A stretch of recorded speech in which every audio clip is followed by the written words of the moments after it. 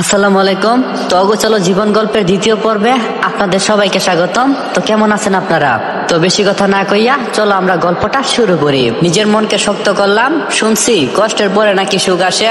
অনেক কষ্টে একটা চাকরি জোগাড় করি, কিন্তু যে লোকটা আমাকে চাকরি দিয়েছে তার একটা শর্ত ছিল, তার একটা মেয়ে আছে, তাকে বিয়ে করতে হবে। মেয়েটার নাম হলো আদিবা, একটু জেদি টাইপের, তবে মনটা অনেক সুন্দর। তবুও আমি প্রথমে রাজি হতে চাইনি, কারণ আমি চাই না আমার মতন একাকী একজন মানুষ বিরক্তকর মানুষের সাথে কেউ জড়িয়ে নিজের জীবনটা নষ্ট করুক। শেষমেশ বিয়েটা করে ফেলি। আমি বিয়ে করাতে অফিসের সবাই অনেক বেশি খুশি হয়েছিল। অনেকদিন যাওয়ার পর আমার মনে হলো একাকিত্ব জীবনে হয়তো সমাপ্তি হতে চলছে। অনেক আশা নিয়ে স্বপ্ন নিয়ে বাসর ঘরে ঢুকছিলাম, কিন্তু বাসর ঘরে ঢোকার পর বুঝতে পারি এই পৃথিবীতে কিছু কিছু মানুষ আছে যারা সারা জীবন একা থাকার ভাগ্য নিয়ে জন্মায়। মৃত্যুর আগ পর্যন্ত তাদেরকে একা থাকতে হয়। সেই সব মানুষগুলোর মধ্যেও আমি হয়তো একজন। আদিবা বলল, আপনি আমাকে স্পর্শ করবেন না আমার অনুমতি ছাড়া। আমি বললাম, কেন? আমরা তো বিয়ে করছি, আপনি তো আমার বউ, তাহলে স্পর্শ করতে পারবো না কেন? তখন আদিবা বলল, কারণ আমি আপনাকে নিজের স্বামী হিসাবে মানিনি। বাবা মায়ের কথা রাখতে গিয়ে আপনাকে বিয়ে করছি। আব্বু বলছে আপনি নাকি পৃথিবীর সবথেকে ভালো ছেলে, আপনার মতো ছেলে নাকি পৃথিবীতে দুইটাও নাই।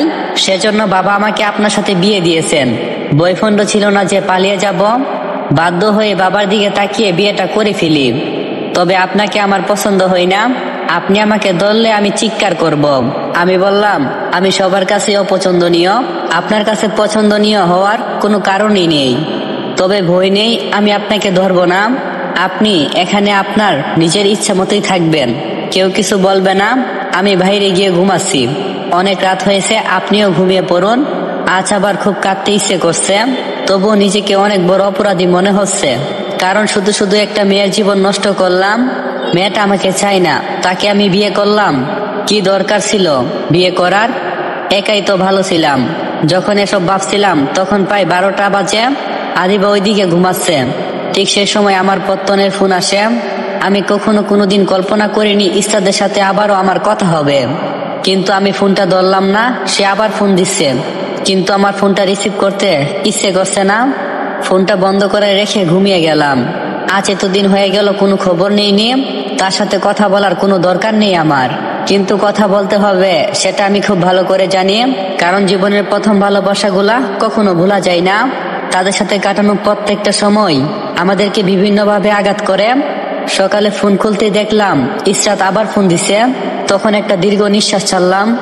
রিসিভ না করেও থাকতে পারবো না, তবে কোনো খারাপ খবর শোনার আগে আজকের রাতটা অন্তত একটু শান্তিতে ঘুমাতে চাই আমি। আসসালামু আলাইকুম। তো দ্বিতীয় পর্বটা এখানেই সমাপ্ত করলাম। পরবর্তী পর্ব লাগলে অবশ্যই কমেন্ট বক্সে কমেন্ট করবেন।